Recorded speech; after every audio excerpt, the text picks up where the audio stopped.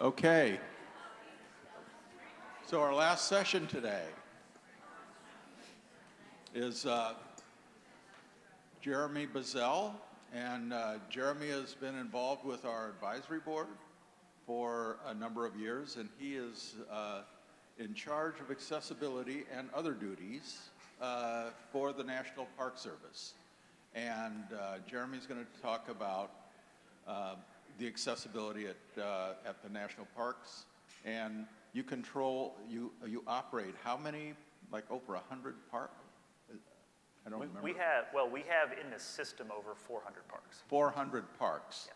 So, and then this is all about certification in the outdoors, or accessibility in the outdoors. So, Jeremy, take it away. Thank you. So, thank you for having me, and this is, you just got to make it through this last one. We're on the last stretch here.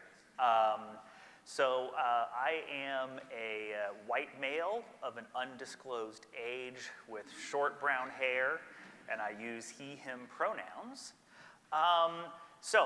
As Jake was saying, what I am is I'm the manager of what we call park accessibility for visitors and employees. Let me make sure this works. Hey, look at that. Park accessibility for visitors and employees, because we like to say that our program paves the way for accessibility in our national parks. And right here on the screen, it does give the easiest email address to reach me at is accessibility@nps.gov. I have to assume that remembering the word accessibility is easier than remembering my name.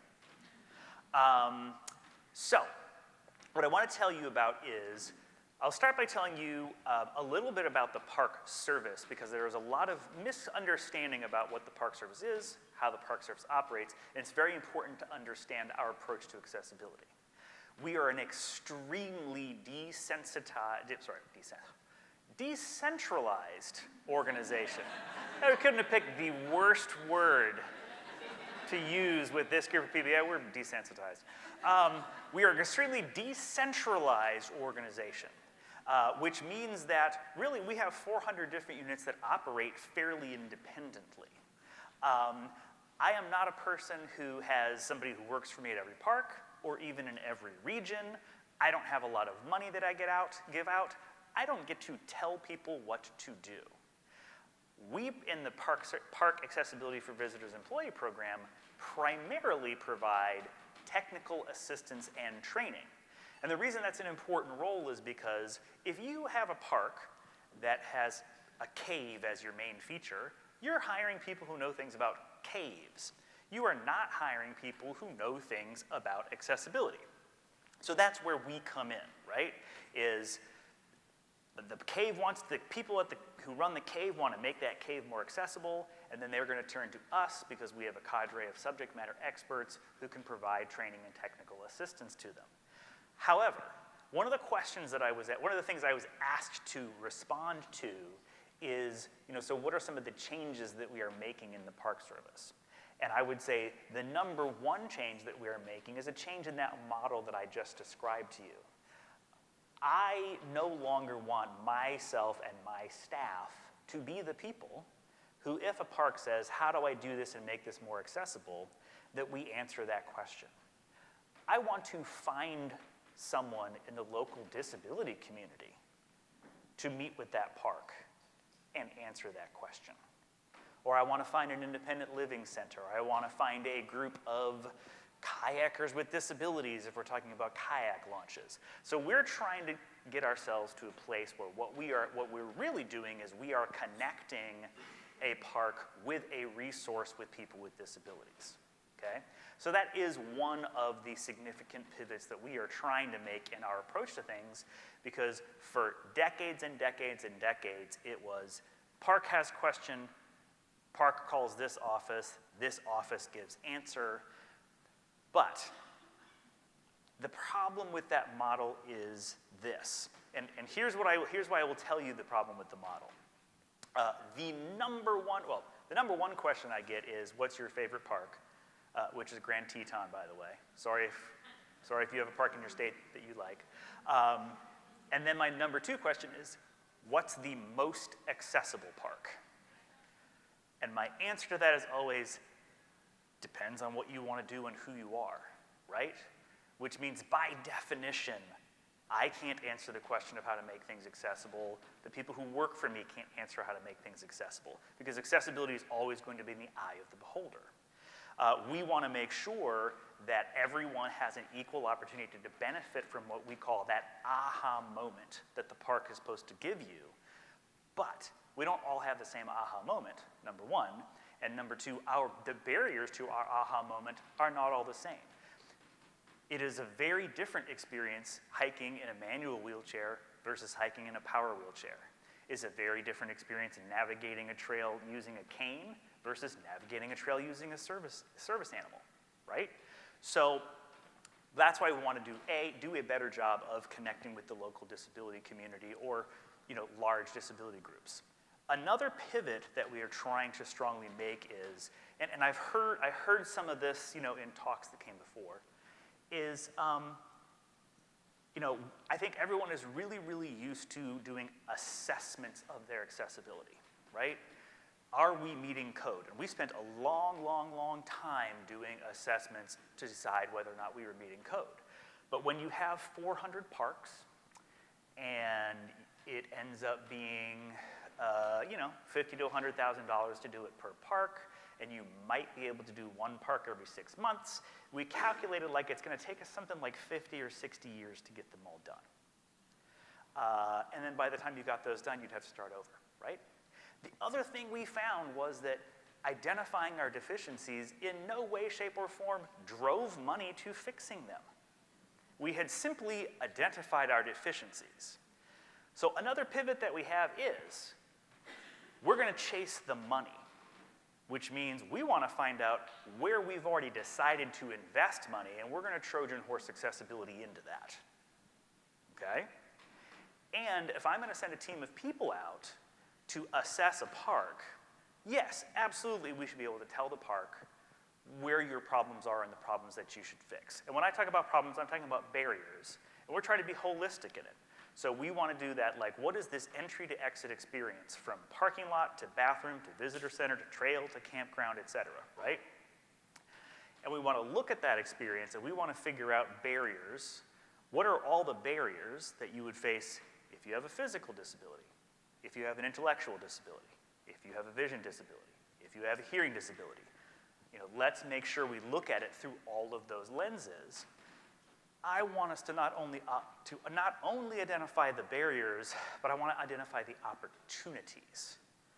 Because one of the places we fall down, and we are making a major pivot, is this is about providing good information to people with disabilities so they can make their own decisions. We have a lot of places that want to say, our visitor center is accessible. To who? This trail is accessible. To who? Okay? So that's a major thing that we are investing in, because I say if I have the skill set to go out and check out your deficits, I have the skill set to go out and figure out where the opportunities are, and to tell you, hey, if you use a wheelchair, maybe don't plan on using the bathroom at this wayside. Go to the one 5 miles down the road, because we can tell you that that one's in better shape and that one's going to better meet your needs.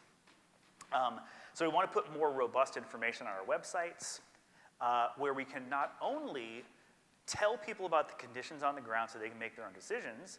In my ideal world, we would be able to advertise the things we get right, because we get a lot of things right and people don't know it. I want people to make choices to come to places because they are accessible, not because they're like, well, I'd like to go to Yellowstone, let me see how accessible it is. I want somebody to go, oh, I didn't realize they had that awesome audio descriptive tour there, maybe I should visit that park. Or to be able to get a database and say, like, where are there trails that meet certain conditions? And the other thing when I talk about trails that's a pivot that we're making is, for a very, very long time, the idea of hiking was about us changing the environment to make it easier for people to use our trails. There's a proliferation of technology that now is more about, can we provide you with the information you need in order to say, oh, I could handle that trail if I had this device? And can we figure out a way to maybe make that device a little closer to the park so that you don't have to figure out how to get it from your house all the way across the country on a plane that's going to inevitably damage it or lose it. And somebody was talking to me earlier today, and then how can we make sure that you have some way to get transportation to our park from the airport to look at it from that holistic experience? So it's a lot really about, I see the 3-minute signal. So we have a lot going on where we really want to focus on how do we provide better information to the public. One of the challenges that we have is determining what is an acceptable level of information, because some people think what we say is too much, some people think what we say is too little.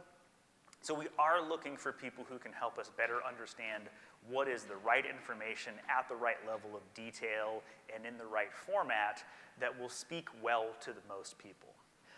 We definitely want to, because what I've been doing is I've been scrolling through here photos of things that I'm like, hey, did you know we had this kind of stuff in national parks? Because we have a lot of it, and we're doing a terrible job of letting people with disabilities know it's there and that they should be coming. Because I think we want to make sure people feel like these are places that they belong, and there are still some attitudinal barriers around whether or not people with disabilities belong in these kinds of environments. So it is about providing the information. It is about figuring out ways that we can look at leveraging technology toward accessibility in the outdoors. And then the other piece is figuring out where as a park service are we making investments and leveraging those investments to increase accessibility every time we do a renovation or a rehabilitation of something. And it looks like the hook is coming for me. But I can go into you can put me in the penalty box if you want. So. Anyway, I just want to open it up to, we've got a few minutes for questions, but I wanted to just make kind of an observation. And that is, what you're doing, I think, is tremendous. You're trying to be perfect for every disability, I think, is really what it is. I don't think that's realistic, actually. I'm sorry. But just really, I think, the goal should be the information online. Absolutely, yep. Because if you can that's the level of perfection you should shoot for, because you're talking about a 100-year build-out for all these and finding the money, and just but putting the information online just shows people with disability, if that's reliable information, then they know whether the park's good for them or not. And yep. just it's the bathrooms, for wheelchair users, it's the bathrooms and having at least seemingly to have at least one trail that they can roll through. Yeah, and I would say also to that, one of our priorities is more photos. I want to have photos of the accessible parking area. Exactly. I want to have photos of the bathroom. And while they say photos are worth 1,000 words, my response always is, yes, if you can see them. So we have to have captioned photos. But yes, so that's a big thing for us is it's a combination of what we describe versus what we show, so that a person can mentally prepare for the trip and maybe even establish an itinerary that they know will be accessible for them and their family. So I want to open it up to, we're really, very fortunate to have Jeremy here because he controls this accessibility at so many parks. But anybody have any questions for? So if you want to find out information about a specific national park. Hold on, let me just you're up front here, they can't hear you. So if you want to find out information about a specific national park, do you try to Google that and get the information, or go to the national park's website and then look at it? Or It's both, actually. So every park has on their website a Plan Your Visit tab, and on the Plan Your Visit tab will be an accessibility tab. Or my program actually has a national website from which there's like a map, and on that map you can click on any park and it'll take you directly to that. But exactly what you're talking about is what we're trying to do is we're trying to work with parks to greatly improve the information that is on that accessibility tab so that they don't say this trail is accessible or this trail is not accessible. I want you to describe the conditions of the trail so that the person can decide whether or not it is accessible. And would you get information if there is like accessible ATVs or accessible new rides or any of that? Would that be there? It should be. I'm not going to promise it, but it should be. Because I know some state parks Yep. do that. Hey there. Yeah. I'm Connor with Travel Lane County. I'm curious to learn your perspective more on the coordination between parks and our responsibility, or shared responsibility of destination marketing. Because I've had this internal dialogue with our marketing team of getting trail assessment information, and maybe it's not fully ADA, but Right. like, hey, this trail could be considered accessible. How do we market it? And they're like, Right. well, we can't. It's not ADA. And it's like, well, you have that kind of, tug of war. So how can we either work with you or, just work with other partners to kind of help get this information out there and understand how to market accessibility better? Yeah, it's an interesting thing you bring up because you are correct. To call a trail accessible, it has to meet very particular requirements, right? And that's why I'm saying I would rather our parks not say that. I would rather our parks say, here's the width, here's the surface type, here's the average cross slope, here's the average running slope, here, all that information. That's what I want it to say. Because maybe it does meet the standard or maybe it doesn't. But I don't want to deter somebody from trying it. And the other piece is, I need to let you know, yeah, you're right, it gets all crazy after the first mile. So now so if I don't say it's accessible, is somebody going to skip the first mile because I didn't tell them, hey, that first mile's flat? After the first mile, there's some stairs, but you can go the first mile. But nope, that trail's not accessible, right? So yeah, to me, again, it boils down to granularity of detail, and that's a struggle. How much is too much? How little is too little? So another observation that I wanted to make is about state parks. Okay, state parks fall under the jurisdiction of city managers and in a lot of destinations. And the city managers all have to have an ADA coordinator. And that ADA coordinator is responsible for providing information on accessibility for there's somebody that's a point person on state parks and what's accessible, because they're dealing with playgrounds and the built environment, and they often have money to basically remediate a lot of the parks and create this information as well. I mean the accessibility as well. So anyway, does anyone have any other? Neil?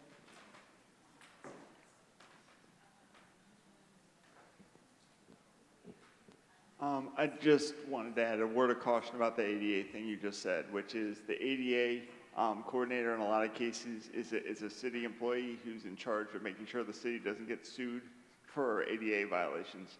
So that is not necessarily always your ally in these things, and also municipalities are notorious for not filling those positions.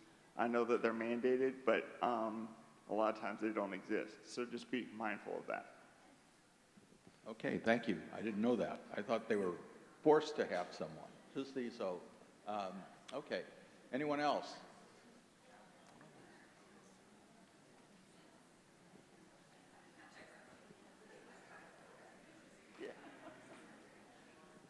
So I have a question about in the visitor centers in the parks. Is there any initiatives in place for visitors who might be autistic or have a cognitive disability who would need like a low sensory environment? So I'm glad you bring that up. That is one of the areas in which we have a lot of discussion going on, and we do actually have parks that are starting to do like sensory-friendly days and things. We had a series of trainings, that we did for parks on these things.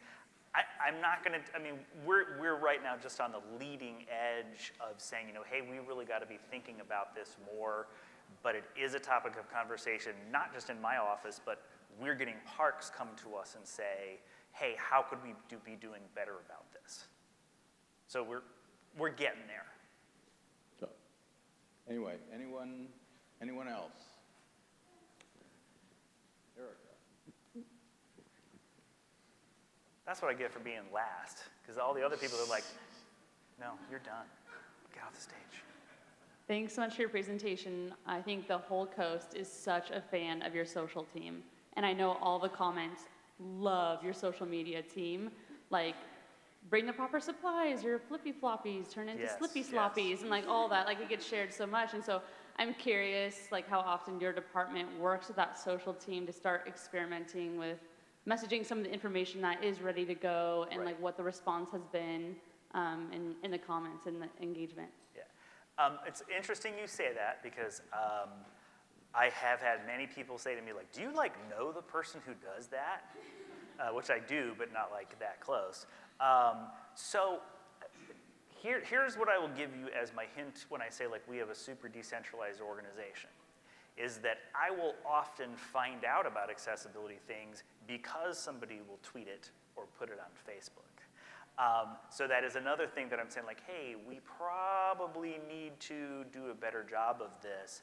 And one example that we have is right now we have interns who are with us this summer, and one of the jobs that they have is they're mapping out, like, all right, what are all the, Autism Acceptance Month and Service Animal Awareness Month, so we can start saying, hey, we need to be gearing up months ahead of that to say, during Autism Acceptance Month, what should we be putting out there into the public to say, did you know these parks have, these sensory-friendly days and hours?